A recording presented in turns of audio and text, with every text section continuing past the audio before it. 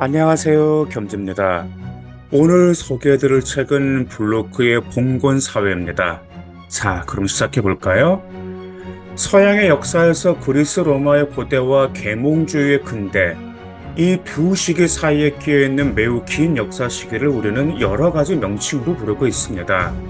암흑시대라고도 하고 중세라고도 하며 때로는 봉건사회라고 하기도 하죠. 우리가 갖고 있는 봉건사회 이미지는 대체로 따분한 사교사 수업 시간에 형성된 것들인데 그것은 종교재판과 화형, 교황과 국왕들 간의 사력 다툼, 그리고 봉건 영주와 기사, 삼포, 농법 등으로 이루어져 있죠. 그리고 이 잡다한 요소들은 대개의 경우 하나의 대상인 봉건사회 전체상으로 재구성되지 못하고 파편적으로 흩어져 있기 마련입니다. 한편 암흑시대라는 별명이 말해주듯이 봉건사회에 대한 근대인들의 시각은 절대 곱지 않았습니다. 근대인들은 자신들의 시대를 빛을 밝히는 계몽의 시대, 즉 저 캄캄한 중세 어둠을 걷고 이성의 불을 밝히는 시대라고 주장했죠.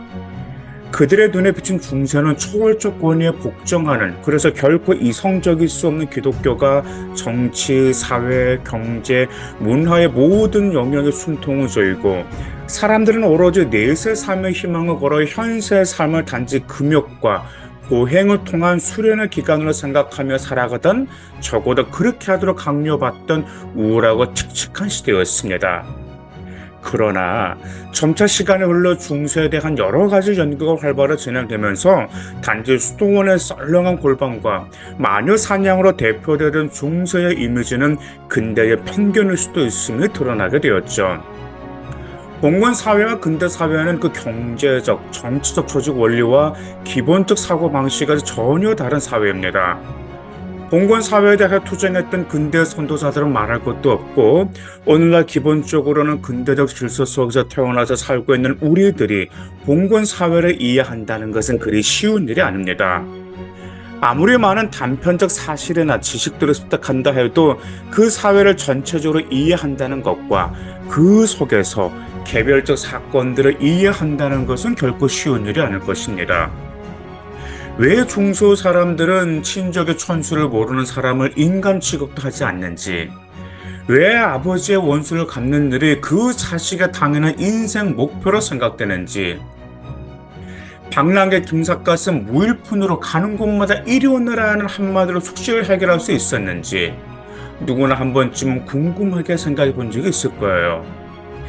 마르크 블로크의 봉건 사회는 중세 사회의 전체적인 모습을 마치 한 편의 대하 소설처럼 재현하고 있는 역사서입니다.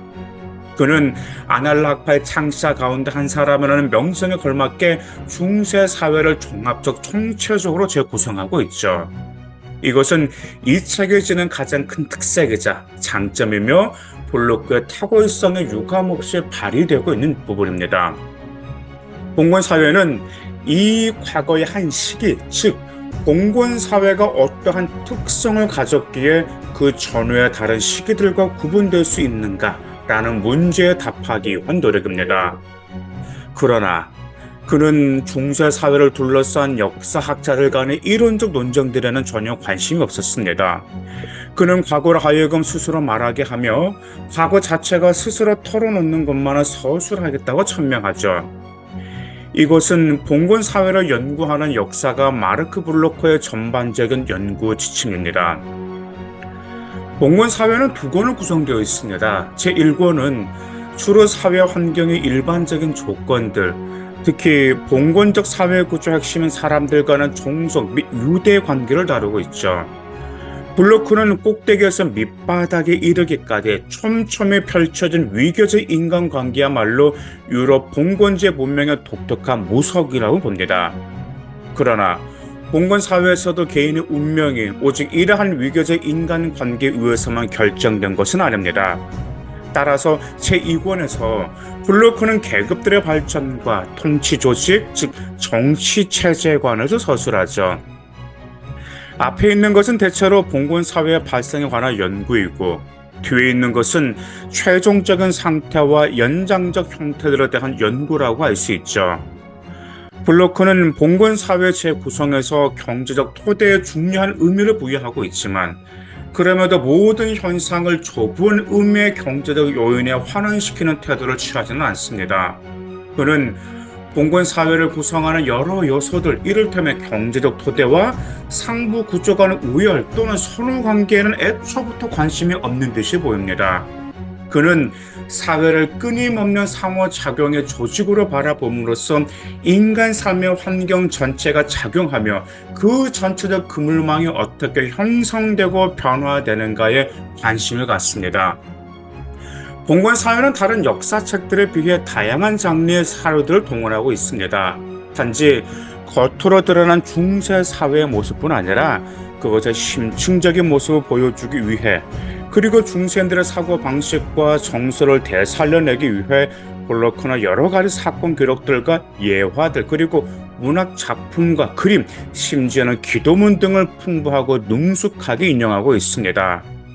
사실 중세인들의 느끼고 생각하는 방식이나 그들의 집단 기억에 대한 분석은 아마도 우리에게 특히 흥미로운 부분이며 또 그 자체로서도 블로크의 독창적 분석을 느낄 수 있는 부분이 될 것 같습니다.